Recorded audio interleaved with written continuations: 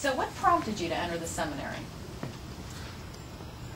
I know for myself, when I was a young boy in grade school, I was attending Divine Redeemer in Ford City, and one of the teachers one day asked me, if I ever thought about being a priest. And at the time, being in 6th grade, that was the last thing that was on my mind. I did not want to be a priest. I had all these other plans. And at the time, I think I was actually planning on being a doctor. That was my dream.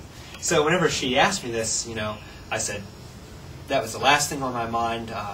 Absolutely not. So, but that invitation, kept that thought in my mind. And I think, it was in the back of my mind as I moved on, from grade school into high school. And it was at that time in high school when we got a new pastor at Ford City at Christ Prince of Peace, my home parish. And the new pastor was a very young guy. First time that I ever experienced a young priest.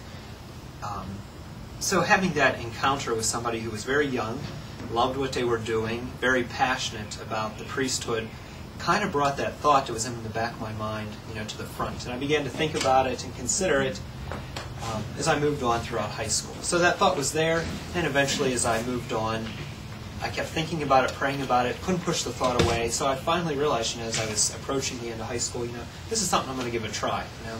It's something I haven't been able to push away. I feel pretty passionate about it, so I thought, no, it's worth a try.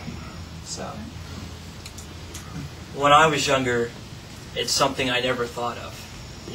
My family really didn't raise me to go to church. And in my teenage years, I never went to Mass at all.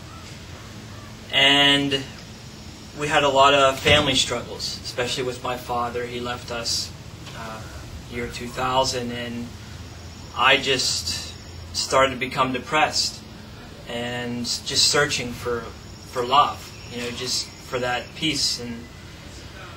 And I started going back to returning to Mass in the beginning of 2004, and it just, that sense of peace, I couldn't get out of my mind.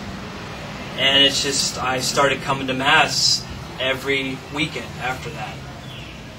And then July 18th in 2004, Father William Keel was coming to my parish to celebrate a healing Mass.